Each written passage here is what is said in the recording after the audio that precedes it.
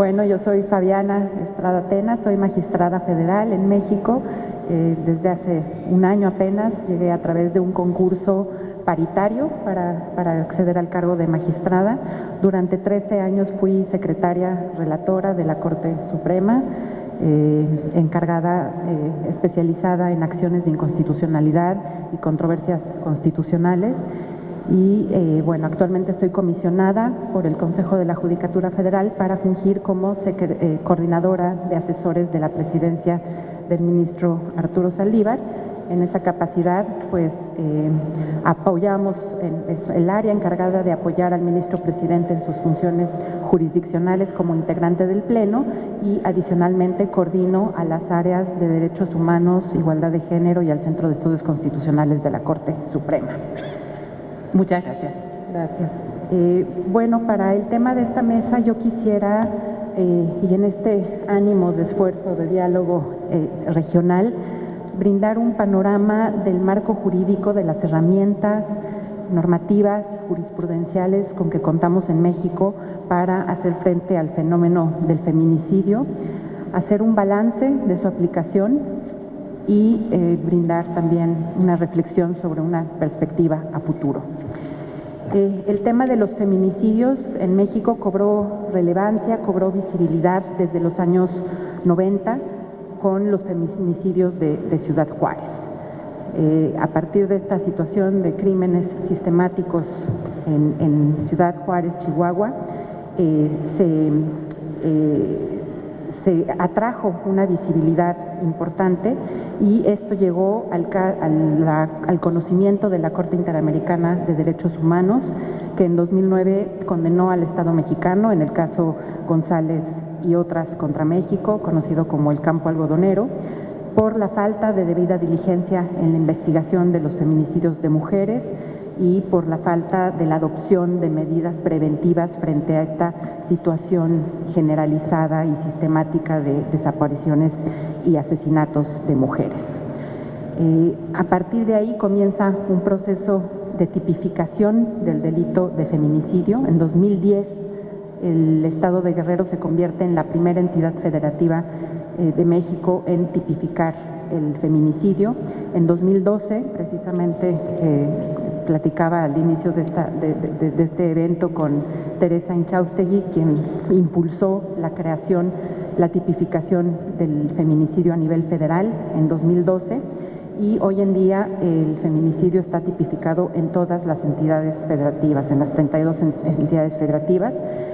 Hay que decir que esta tipificación no es uniforme, existen diferencias importantes de estado a estado en la manera, en los elementos objetivos que toman en cuenta para determinar que existen razones de género. Parten de un núcleo común, de este reconocimiento de que el feminicidio es la muerte violenta de una mujer por razones de género, pero la descripción de las condiciones objetivas para que se actualice son muy disímbolas. Hay unos muy amplios, hay unos tipos muy amplios que establecen un gran catálogo de conductas que deben considerarse como feminicidio, y otros que son más escuetos, que se refieren más ampliamente simplemente a las razones de género, y esto ha dificultado en cierta medida, ha supuesto un obstáculo para la sanción de estos delitos.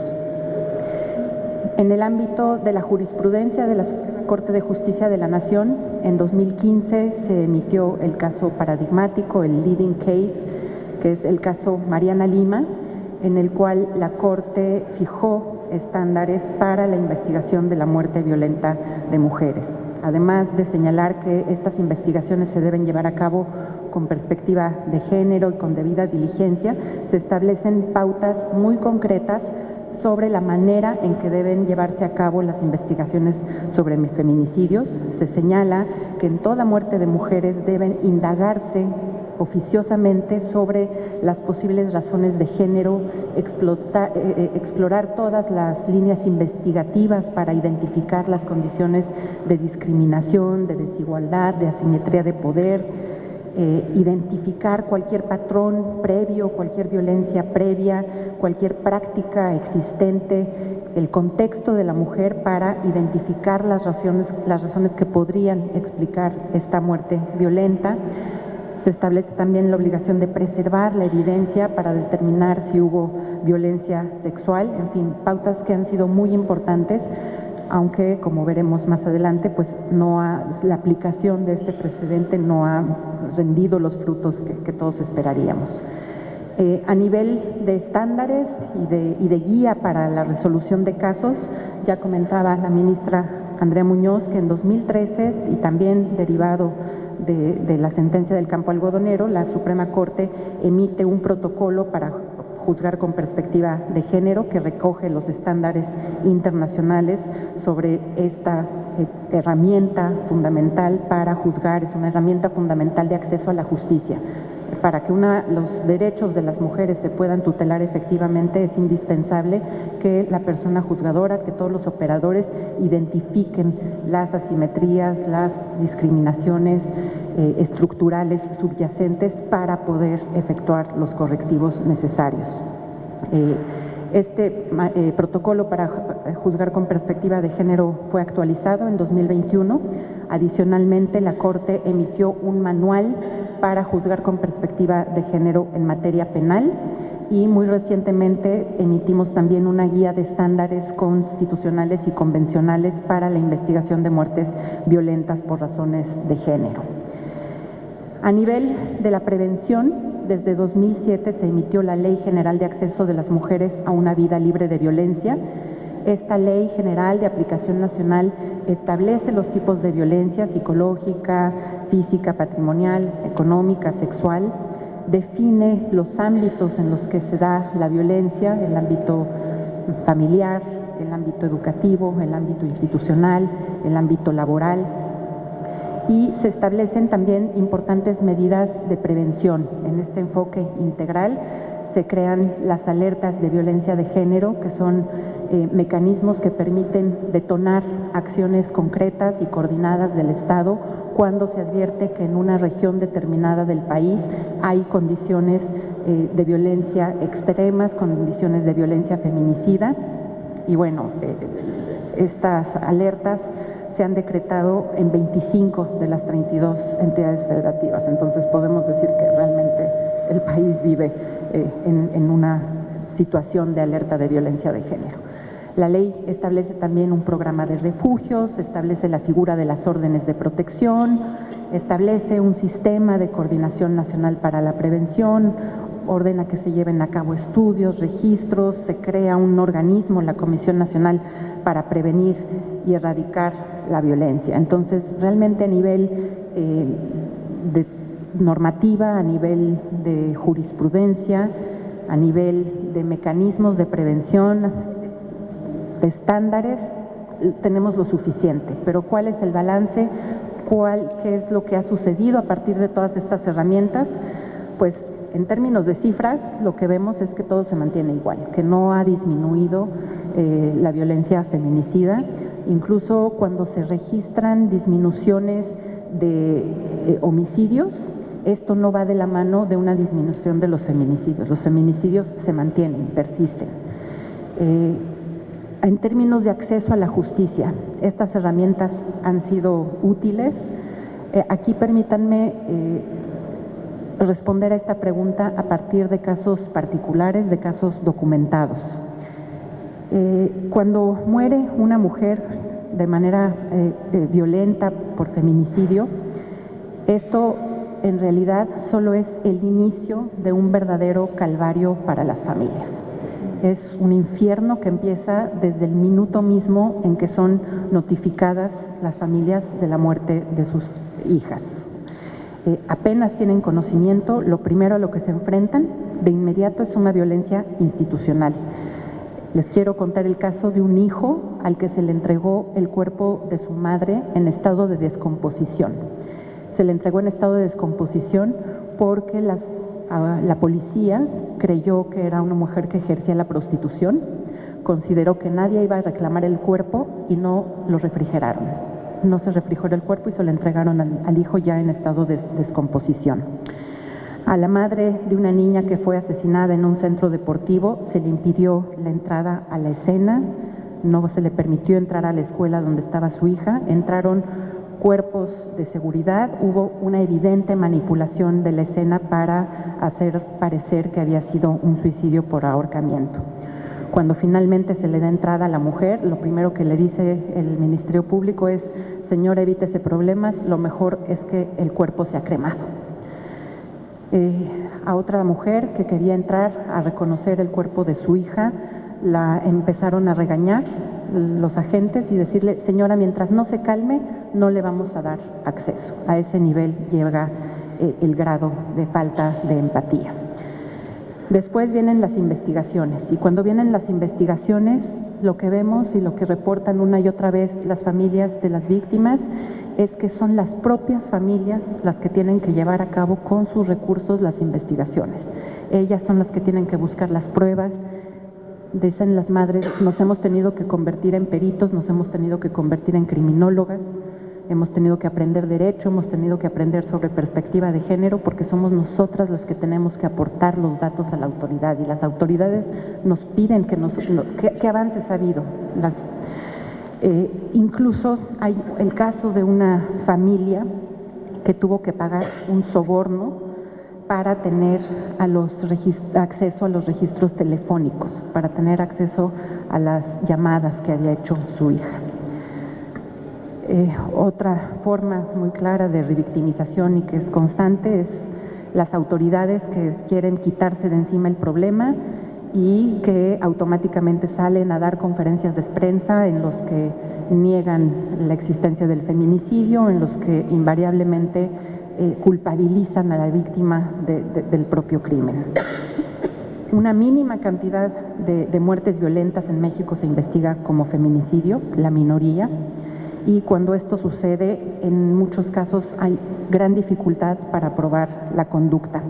Les decía en las palabras introductorias el caso del caníbal de Atizapán. Su última víctima fue Reina, y está el testimonio del esposo de Reina, quien dice que fue obligado, presionado para declarar que había una relación sentimental entre Reina y el caníbal, y esto era, le decían, para acreditar el feminicidio. Para que sea más fácil acreditar el feminicidio y que esto no se vaya por el lado de homicidio, usted diga que Reina tenía una relación sentimental con el caníbal. El esposo decía que para él esta fiscalía que lo había obligado a decir esto, que lo había presionado, era el verdadero culpable, y era a la fiscalía a la que quería ver sancionada. Cuando llega a haber sentencias, las familias no logran una reparación integral, se enfrentan a trámites burocráticos, muy difícilmente los jueces tienen por acreditado el daño moral. Lo que piden para efectos de las indemnizaciones son los gastos funerarios, no hay daños punitivos. La seguridad de las familias, tanto en las investigaciones como en los procesos, no se garantiza. Existen muchos casos en que después del feminicidio se ha asesinado a otros hijos de la familia en venganza para evitar que sigan las investigaciones, o a las propias madres de las víctimas. Entonces, tenemos todo el marco normativo, tenemos todas las herramientas, tenemos todos los estándares, pero nos enfrentamos a la resistencia de las autoridades, a una falta de comprensión del fenómeno. Los operadores de justicia no entienden realmente de qué va esto del feminicidio, siguen teniendo la idea de que tanto matan a hombres como a mujeres. No existe esta comprensión de la distinción y de las condiciones particulares en las que se dan los feminicidios. Hay una reproducción constante de estereotipos respecto de las mujeres víctimas, respecto de las mamás, la madre loca, la madre que está siendo manipulada en su dolor, la hija que andaba en malos pasos, la descomposición familiar. En todo momento se reproducen estereotipos, y es con base en estos que se enfrentan estas problemáticas. Otra respuesta muy común es el populismo penal. Cuando pasa esto a nivel político, se endurecen las penas, se establece la prisión preventiva oficiosa, automática, se dice que ahora ya se van a eliminar los beneficios preliberacionales. y esta situación pues simplemente lleva a un clima de punitivismo que no abona a la solución y a la pacificación y a darle paz a las familias, que es lo que debería ser el objeto del derecho penal. Si creemos que el derecho penal tiene una función aquí, es precisamente contarles a las familias la historia, que sepan la historia de cómo sus hijas fueron muertas a manos de feminicidas en condiciones de discriminación y de desigualdad estructural. El panorama sin duda es desolador, pero no podemos tampoco perder la fe en el derecho como instrumento de cambio social. Hay muchas cosas aún que pueden hacerse a nivel normativo. Por ejemplo, en México creo que es necesario unificar el tipo penal, que queden claras las causales, los supuestos en los que se da la muerte por razones de género, establecer lineamientos para la reparación integral, esto es fundamental, unificar los protocolos de investigación, tenemos 32 protocolos de investigación, y también abordar de manera muy decidida la falta de diligencia y la revictimización en que incurran las autoridades. Frente al populismo penal, tampoco podemos irnos al otro extremo de que el derecho penal no sirve para nada. Sí sirve para contar esta historia, pero al final del día creo que lo que requerimos, lo que hace falta es una narrativa más efectiva. Creo que necesitamos verdaderamente convencer al otro, hacer comprender, dialogar con el otro para hacer ver esta realidad que para nosotros es evidente. No tengo los elementos, pero lo que sí tengo es una invitación a todos quienes estamos aquí a construir esta narrativa, a tender puentes en las charlas familiares cuando nos dicen, pero es que el feminicidio es algo que discrimina porque le da más valor a la vida de las mujeres. Enfrasquémonos en esas discusiones con empatía, tratando de explicar esta situación. Creo que si no tendemos estos puentes, si no hacemos este esfuerzo de hacer llegar este mensaje, pues no podremos avanzar. Muchas gracias.